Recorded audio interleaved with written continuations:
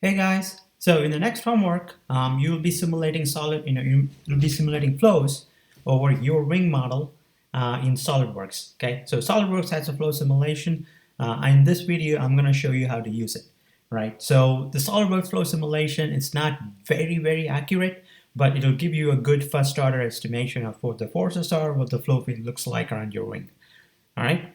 So the idea is that once you do the flow simulation, you can see for yourself what is happening to vorticity, what's happening to pressure, and all that over your wing model. Right. It gives us a good visualization on what's going on in the wing.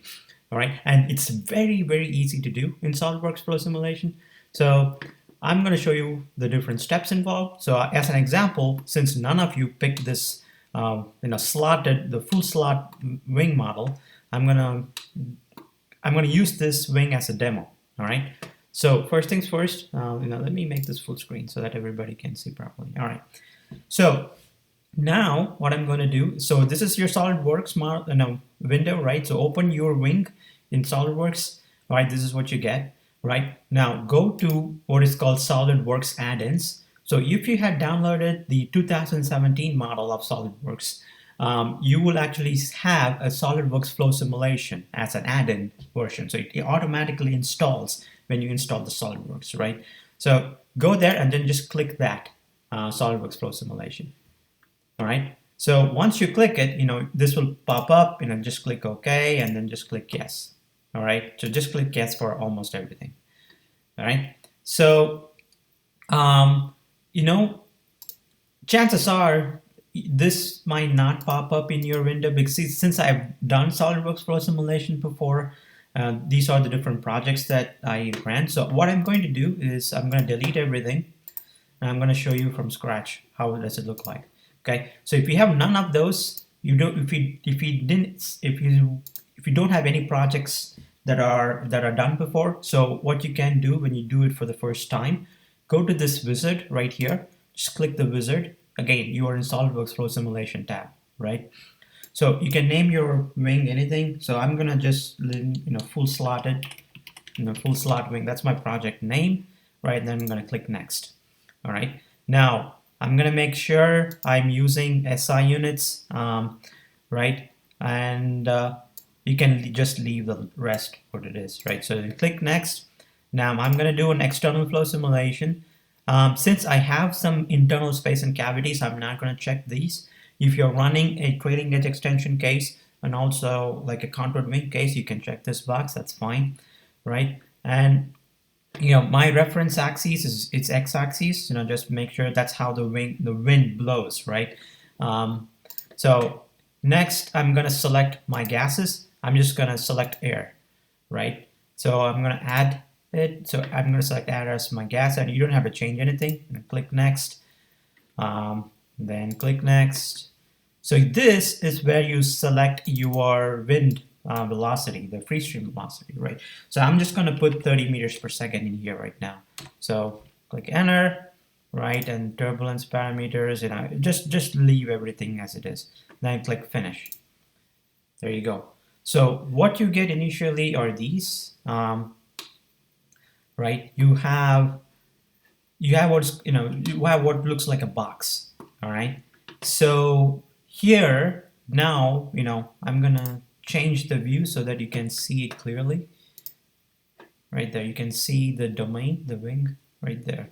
Okay, first things first, I'm gonna select the computational domain for my wing. Okay, so I'm gonna do just say edit definition, go to click computational domain in the window and then click edit definition. All right, so what I'm going to do is this is a half span model, so you don't have to test a full span model. You can actually do what is called symmetry, right? So this is my boundary, this is my computational domain. Now I'm going to select this axis, this side, and then I'm going to put it right here closer to the wing. So now that it's a 8-inch span, full span, so the semi span will be 0.1016, right? And I'm going to click enter so that it's actually along that edge of the wing, right? And I'm going to select that edge as a symmetry.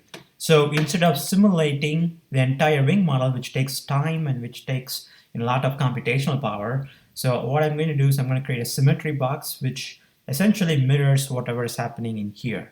Okay, so that's all good, and I'm going to increase some space to actually let the wingtip vortex roll up. Again, remember we're doing a 3D flow simulation. Okay, so and then increase the wake width a little bit too. Okay, so this is all good in here. So I'm going to click this checkbox. Right, you don't have to do any fluid subdomains, but after you do the computational domain, click insert boundary condition, right, and make sure to select everything in your wing and go to this tab in type and then select real wall, because again you can simulate viscous flows, right? So if you do ideal wall, it'll do an inviscid flow where there is you have slip condition, but we want no slip boundary condition. All right, so click that. All right, now that you selected that, you need to define your mesh. So go right click on that and click do edit definition. All right, so this is what you will see. So I'm just gonna do show basic mesh in here. So these are all, now this is the mesh that you have right there, right? So what you can do is you can increase the, I'm gonna just do uniform mesh, and I'm gonna increase the nodes. Now look at there, you have very small nodes. The more number of cells you have in the mesh, the more accurate your results will be, but also remember it'll take a lot of computational time, right? So I would start, you either have either 5, 6, or 7. I wouldn't go any much lower than that. So for now, I'm just going to keep 6, okay? And then I'm going to click enter. Right. So after that, just go and click goals. I'm gonna, you have to define some goals, because essentially what goals are is what you want the simulation to calculate. Okay. So go ahead and just do insert global goals. So what I'm gonna show here, there are multiple options here. So you can click almost anything, but I'm gonna have I'm gonna click force. Hold on. Right, so I'm gonna click force in x-axis, y-axis, and z-axis. Right, and yeah, I think that's pretty much it. That's I want to calculate what my forces are, right? So I mean, if you want, you can also calculate the shear stress. Again, the more number of parameters you click, the greater your computational time will be. Right.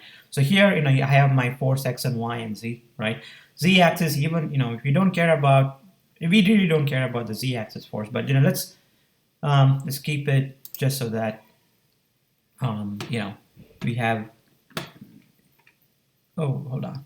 All right, so it's in x and y. So again, as I said, we care about x and y axis forces, not in z-axis. Okay. Now that's just leave it like that. So everything is set. Everything is set and ready to go. All you have to do is make sure you have the settings set properly. So you go to general settings, right?